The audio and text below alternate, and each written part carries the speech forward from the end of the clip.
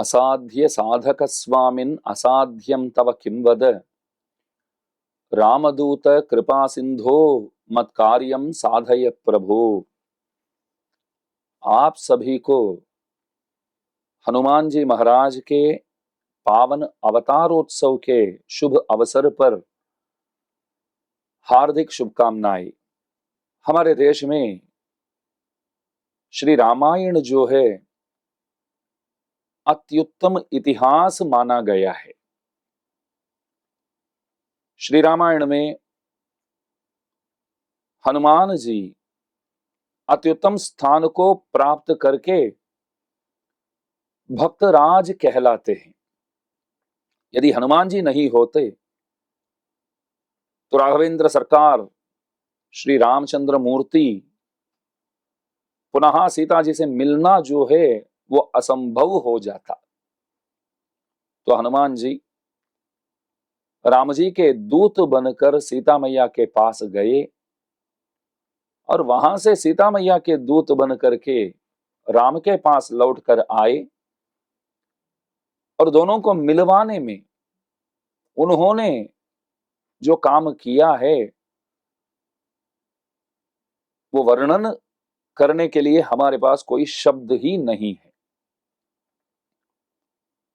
हनुमान जी एक गुरुजी की तरह काम करते हैं। आचार्य क्या करते हैं? शिष्य को ज्ञान प्रदान करके उन्हें भगवान के पास ले जा करके भगवान के हाथों में सौंप देते हैं। प्रभु से कहते हैं अनेक जन्मों से ये जो बंदा है, शिष्य जो है मेरा, अनेक जन्मों से आपसे वो दूरी बनाकर बहुत दूर ही रहा। आपने मेरे को भेजा इन्हें सुधारने के लिए और मैं जा करके आपकी कृपा से, प्रभु आपकी कृपा से मैं जा करके उन्हें उपदेश दिया। उन उपदेशों को मान करके जो वो बंदा जो है आज आपके पास आया है। तो गुरु का काम जो है शिष्य को भगवान तक पहुंचाना। हनुमान जी वही किए हैं। अम्मा जी जो है हमारे जीवात्म वर्ग के प्रतिनिधि है। सीता मैया को पुनः राम जी के पास लेकर आए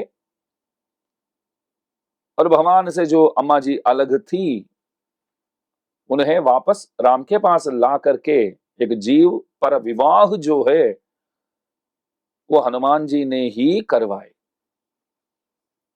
देखिए हनुमान जी महाराज वायुपुत्र कहलाते हैं। हमारे तमिलनाडु में कंबर जी जो सुप्रसिद्ध कवि माने जाते हैं, वे कंबरामायण करके एक महान ग्रंथ प्रदान किए हैं। रामायण को तमिल में गाए हैं। उस ग्रंथ में हनुमान जी की स्तुति करते हैं, तब कहते हैं कि हनुमान जी जो है वायुपुत्र है और उन्होंने क्या किया, समुद्र को पार किया और उड़ते हुए आकाश मार्ग पर लंका तक पहुंचे। वहां जाकर के भूमि मैया की सुपुत्री अम्मा जी से मिल करके और आते समय, वापस लौटते समय लंका में आग जलाकर वापस आए। ये जो विषय मैंने अभी बताया ये कंब जी बहुत अद्भुत कहते हैं। अभी जो विषय मैंने बताया था उसमें आप ध्यान से देखिए, 5 भूतों का वर्णन है उसमें। हनुमान जी जो है वो वायु पुत्र है, तो वायु का वर्णन तो हो ही गया इधर। और समुद्र को उन्होंने पार किया करके जैसे मैंने बोला, तो आपको समझना चाहिए कि पानी की तो बात आ गई और आकाश मार्ग पर गए तो आकाश का वर्णन हुआ और वहां जाकर के मिले किससे, जो धरती माता की सुपुत्री मानी जाती है सीता मैया से मिले। तो धरती की तो बात आ गई और आते समय लंका में आग लगाकर आए तो अग्नि की भी बात हो गई। तो पंचभूत की बातें यहां उपलब्ध है। हमारे श्री वैष्णव संप्रदाय के सुप्रसिद्ध महाविद्वान कांची प्रतिवाद भयंकर महामहिमोपाध्याय अनंगराचार्य स्वामी जी महाराज एक अद्भुत व्याख्यान यहां करते हैं। देखिए, पहले ही हमने कहा कि हनुमान जी जो है वो कोई सामान्य वानर नहीं है, एक सदगुरु के सदृश है आप। गुरु जी का काम क्या है? अनेक जन्मों से इस संसार में भटकता हुआ जीव को सुधार कर भगवान तक पहुंचाना, वही तो गुरु का काम है। जैसे सूर्य किरणों से अंधेरा जो है वो भाग जाता है, ठीक उसी प्रकार एक सदगुरु के आने से अज्ञान रूपी अंधकार जो है उसका नाश हो जाता है। तो गुरु जी क्या करते हैं, अभी समझाता हूं आप सबको। सबसे पहले हमें ज्ञान प्रदान करते हैं। हमारे शिव वैष्णव संप्रदाय में पंच संस्कार करके एक क्रिया है, एक संस्कार है। उसमें मंत्र संस्कार नामक एक संस्कार है। उसका मतलब क्या है? गुरु जी क्या करते हैं, पहले हमें दीक्षा देते हैं। ताप संस्कार, पुंड्र संस्कार, नाम संस्कार, ये सब होने के बाद नारायण मंत्र, अष्टाक्षर मंत्र को प्रदान करते हैं।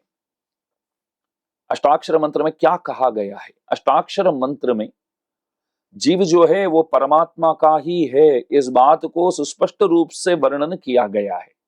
हम जो है हम भगवान के ही है और किसी के नहीं है। जीव जब इस बात को जान लेता है कि हम भगवान के ही है, तब उसको लगता है कि इस बात को अभी तक तो मैंने नहीं जाना, तो पूरा व्यर्थ ही गया जीवन हमारा। मात्र इस जीवन ही नहीं, अनेक जन्मों से इस ज्ञान को जानने से हम वंचित रह गए, तो पिछले जितने भी जन्म हमारे हुए वे सब व्यर्थ ही हो गए। अच्छा हुआ अभी तो ये ज्ञान हमको प्राप्त हुआ है, क्योंकि ज्यादातर हम जो है भ्रम में ही रहते हैं। ज्यादातर लोग आत्म तत्व को जानते ही नहीं है, शरीर को ही सब कुछ सर्वस्व मानकर बैठे हैं।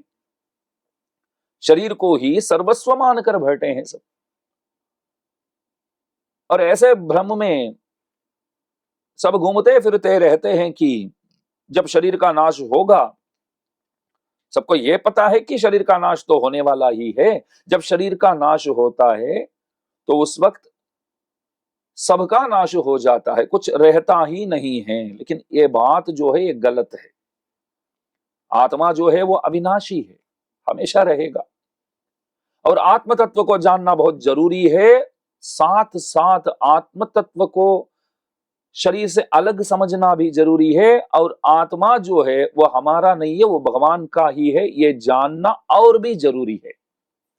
तो सबसे पहले गुरुजी क्या करते हैं, अर्थ पंचक पंच संस्कार देते समय मंत्र संस्कार जब मंत्र देते हैं तब कहते हैं कि आप जो है आप भगवान के ही है। तब जीव को लगता है कि पुनः हमारा जन्म हुआ है।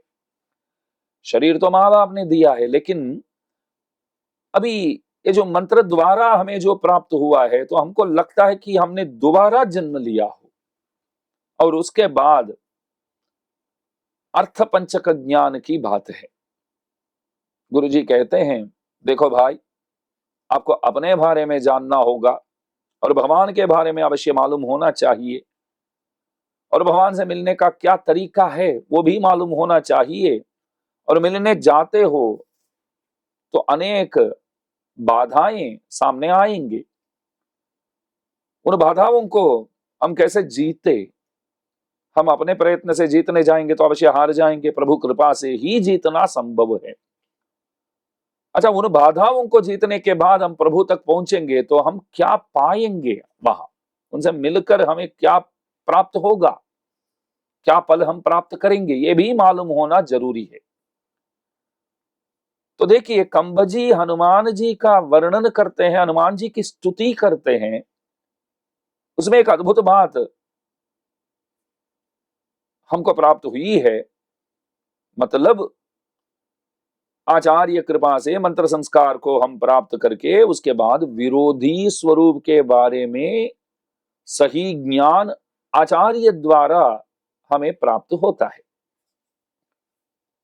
स्वस्वरूप विरोधी, उपाय विरोधी, प्राप्य विरोधी, अहंकार ममकार इत्यादि दुर्गुणों के साथ साथ हम घूमते फिरते रहेंगे तो कभी हमारा उद्धार होने वाला नहीं है। सबसे पहले यह मालूम होना चाहिए कि हम भगवान के ही है, और उसके बाद प्रभु प्राप्ति के लिए हम कोई उपाय नहीं कर सकते हैं, भगवान ही उपाय है। यह मालूम होना बहुत जरूरी है। और जब कैंकर्य करते हैं तो कैंकर्य से आनंद होना यह गलत है। हम कैंकर्य करते हैं तो खुशी जो है वो भगवान को ही मिलना चाहिए। प्रभु की खुशी देख करके आपको आनंद प्राप्त करना होगा।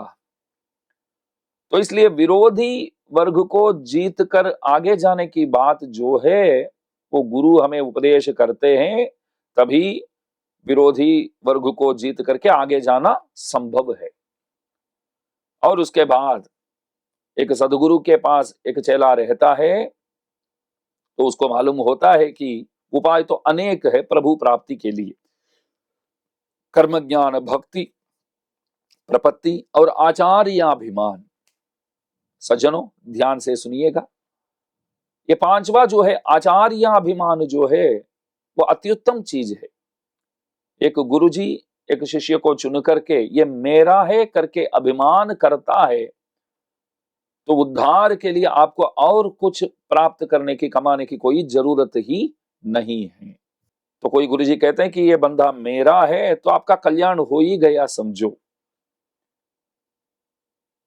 और गुरुजी क्या कहते हैं, शिष्य को बोलते हैं कि देखो भगवान 5 जगहों पर विराजते हैं। जैसे वैकुंठ में विराजते हैं, क्षीराब्दी में दर्शन देते हैं, और रामकृष्ण आदि अवतार करके इस धरातल पर पधारे भी है, और अंतर्यामी होकर के सबों के हृदय में निवास करते हैं। हाँ 4 जगह मैंने बताया तो सही, लेकिन सशरीर युक्त हो करके उन जगहों पर जाकर के भगवान का दर्शन करना नामुमकिन की बात है। सशरीर होकर के वैकुंठ जाकर के वापस लौटना संभव नहीं है, और क्षीराब्दी जाना भी और जाके आना 100% संभव नहीं है। अच्छा, रामकृष्ण इत्यादि अवतार भगवान यही किए हैं हम मानते हैं, लेकिन हम काल की वजह से बहुत पीछे रह गए। तो भूतकाल में हुआ, तो वहां जाना पहुंचना कोई टाइम मशीन तो हमारे पास नहीं है। और अंतर्यामी जो है वो अंदर छिपे हैं, कभी तो बाहर आते ही नहीं है, दर्शन देते ही नहीं है, तो उनसे मिलना भी संभव नहीं है। तो रहा क्या हमारे लिए? तो बताते हैं कि अर्चा स्वरूप भगवान का जो है, देखिए भगवान जो है अर्चा रूप में परिपूर्ण होकर के दर्शन देते हैं। शरणागति करने योग्य स्थल जो है वो अर्चा ही है, क्योंकि भगवान वहां पूर्ण रूप से विराजमान है, पूर्ण रूप से दर्शन देते हैं। तो आचार्य क्या कहते हैं, चेले से कहते हैं कि आप एक काम किया करो, मंदिरों में जाकर के भगवान की सेवा किया करो। जब तक इधर है तब तक दिव्य देशों में भगवान के मंदिरों में सेवा करना अत्यावश्यक है। और आखिर देखिए आप, वैसे दुनिया भी 5 है, लोक भी 5 है, जहां हम रहते हैं भूमंडल ये तो हम जानते ही है, और नरक को सब जानते हैं, स्वर्ग को सब जानते हैं, 3 तो हो गया। संसार मंडल, ये भूमंडल, नरक और स्वर्ग, और कैवल्य लोक करके भी एक स्थान है। जो लोग संसार में भी रहना नहीं चाहते हैं, वैकुंठ भी नहीं जाना चाहते हैं, तो केवलानुभव अपने ही आत्मानुभव करने में वे लोग उत्सुक हो करके उसी को पल मानकर उसे प्राप्त करके एक जगह पहुंच जाते हैं। तो वहां जाने से क्या होगा, आप वहीं के निवासी बन जाएंगे हमेशा के लिए, वहां से बाहर आना संभव नहीं है।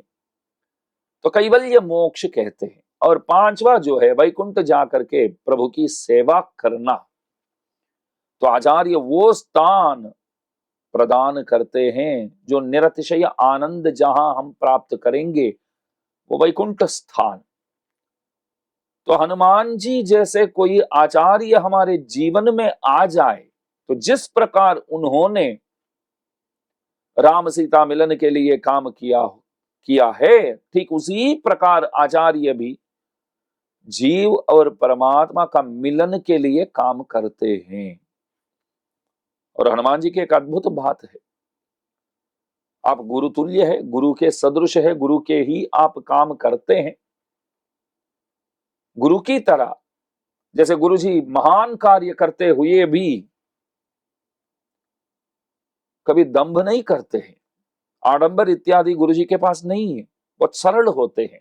हनुमान जी भी विनय आंजनेय कहलाते हैं, महान शक्तिशाली है आप। लेकिन जब भी आप रामायण सुनते हैं, राम की बातें सुनते हैं, तो आप कैसे हो जाते हैं? यत्र यत्र रघुनाथ कीर्तनम तत्र तत्र कृतमस्तकांजलिम बाष्पवारी परिपूर्ण लोचनम। जहां जहां राम स्तुति, राम की बातें आप श्रवण करते हैं, तो आप क्या करते? दोनों हाथ मस्तक ऊपर जोड़ करके आप अनुभव करते हैं और रोते हुए गदगद हो करके आप रामानुभव करने में प्रवृत्त हो जाते हैं। और आप जब भगवान अवतार समाप्त करके वैकुंठ की ओर जा रहे थे, तो अयोध्या के जितने भी थे उन सभी को लेकर के वैकुंठ धाम पहुंचे। और राम ने आपसे भी पूछा भी सही कि हम वैकुंठ जा रहे हैं, तो हनुमान आप भी साथ चलो। तब आपने क्या कहा? प्रभु से पूछा कि हे प्रभु, मैं आपसे एक दो प्रश्न पूछना चाहता हूं, उसके बाद मैं तय करूंगा कि वैकुंठ आना है कि नहीं। सबसे पहले, वैकुंठ जाने के बाद भी आप इसी राम के रूप में ही दर्शन दोगे ना वहां भी? तो राघवेंद्र सरकार बोले, नहीं भैया, ये तो अवतार किया हूं, तो अवतार के अनुसार इस वेश को मैंने धारण किया है। वहां जाने के बाद मैं चतुर्भुज रूपी नारायण के रूप में वहां दर्शन दूंगा सबको। खुश होकर के भगवान बोले, लेकिन सुनते ही हनुमान जी अपसेट हो गए, थक गए। बोले कि तो फिर वहां आने का मन ही नहीं है मेरे को, क्योंकि मेरे हृदय में सदैव बस आप श्री जो है, आप हो सकते हैं कि नारायण ही आप हो, फिर भी मेरे हृदय में तो राम के रूप में ही आप नित्य निरंतर दर्शन देते हैं। उस दर्शन को त्याग करके, छोड़ करके अन्य रूप में आपको देखना मेरे से नहीं हो सकता है। अच्छा, दूसरी बात यह है कि वहां सीता मैया तो पास में रहेगी ना? तो भगवान बोले रहेगी, परंतु लक्ष्मी जी के रूप में रहेगी। सीता मैया भी वहां आकर के वेश चेंज कर लेगी, बदल देगी। अच्छा भगवान, मैं बताता हूं आपको, आप बुरा मत मानिएगा। स्नेहो में परमो राजन त्वयि नित्यम प्रतिष्ठितः। मेरे मन में आपके सिवाय कोई है नहीं राम, ये तो आप भी जानते ही हो। मैं आपसे कहना चाहता हूं कि आप तो वैकुंठ बुला रहे हैं, तो आपको यहां छोड़ करके इस रूप में दर्शन करके मेरा मन और कहीं जाकर के और कुछ देखना भी नहीं चाहता है। मैं क्या करूं? आप बोलते हैं वैकुंठ आओ, लेकिन मैं कहता हूं मेरे को वैकुंठ देखने की कोई इच्छा ही नहीं है। तो क्या करोगे आप? हनुमान जी बोले, मैं इधर ही रुक जाऊंगा, इधर ही ठहरूंगा। मैं जहां जहां भक्तगण आप श्री का नाम लेते हैं, वहां वहां पहुंच जाऊंगा मैं, और वहां का आनंद जो है, उस आनंद को प्राप्त करके अपनी मस्ती में मैं रहूंगा। प्रभु बस आप ही चाहिए मेरे को। तो ऐसे हनुमान जी जो है, असाध्य साधक स्वामिन, बाकी लोगों से जो संभव नहीं है वो कार्य करने में आप अत्युत्तम शक्तिमान है। औरों से जो हो नहीं सकता है वो काम आप कर सकते हैं। जब लंका को पार करना था, तो वानरों को बिठा करके राम जी ने पूछा, सुग्रीव ने पूछा, कौन जा सकते हैं? लंका जाना है तो कोई तैयार है तो बताओ। तो बाकी वानर सब क्या बोले? ज्यादातर ऐसा बोले कि हम लोग चल सकते हैं कहीं भी, लेकिन उड़ना हमारी वश की बात नहीं है, हम उड़ नहीं सकते हैं। कोई कोई बोले हम उड़ भी सकते हैं, लेकिन बीच में ही थक जाएंगे और समुद्र में ही गिर जाएंगे।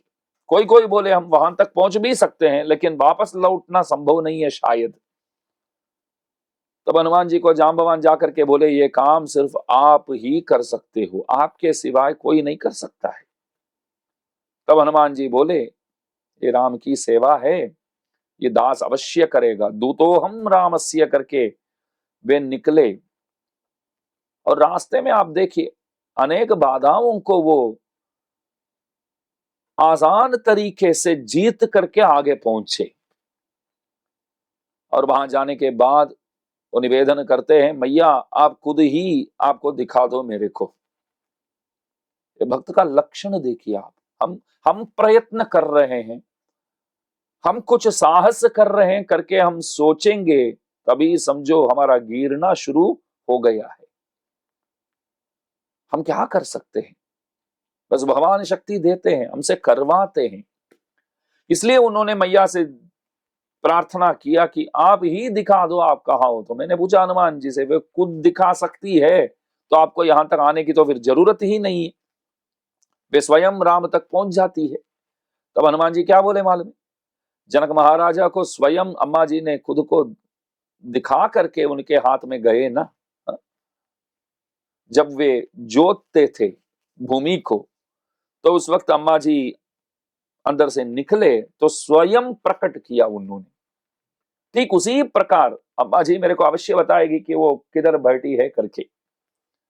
तो असाध्य साधक स्वामिन असाध्यम तब किम वद, आपसे क्या नहीं हो सकता है, सब कुछ संभव है। मनोजवम मारुततुल्य वेगम जितेन्द्रियम बुद्धिमताम वरिष्ठम वातात्मजम वानरयूत मुख्यम श्रीराम दूतम शरणम प्रपद्ये। असाध्य साधक स्वामिन असाध्यम तब किम वद, राम दूत कृपा सिंधु, हे राम जी के दूत, हे कृपा सिंधु, मेरा भी कार्य आप ही संभालो, सब कार्य पूरा करके दे दो। इस प्रकार कोई भक्त हनुमान जी से प्रार्थना करते हैं तो हनुमान जी महाराज प्रसन्न होकर के उनके सभी कार्य वे संभालते हैं और सटीक करके देते हैं। इसलिए आप सबसे नम्र निवेदन है, आज के ये पावन पर्व पर हनुमान जी महाराज के भक्त बन करके आप सब उनकी स्तुति किया करो, वे सदैव आप लोगों की रक्षा करेंगे। तुलसीदास जी महाराज जैसे गाते हैं कि आप है तो किस बात की चिंता, किस बात का डर है। हनुमान जी साथ है तो औरों से डरने की कोई जरूरत ही नहीं है, किसी भी बात को लेकर के चिंता करने की कोई जरूरत नहीं है। तो ऐसे हनुमान जी महाराज, भक्तराज हनुमान जी महाराज आप सब पर हमेशा कृपा बरसाते रहे, ऐसी प्रार्थना के साथ मैं विराम लेता हूं। हनुमान जी महाराज की जय।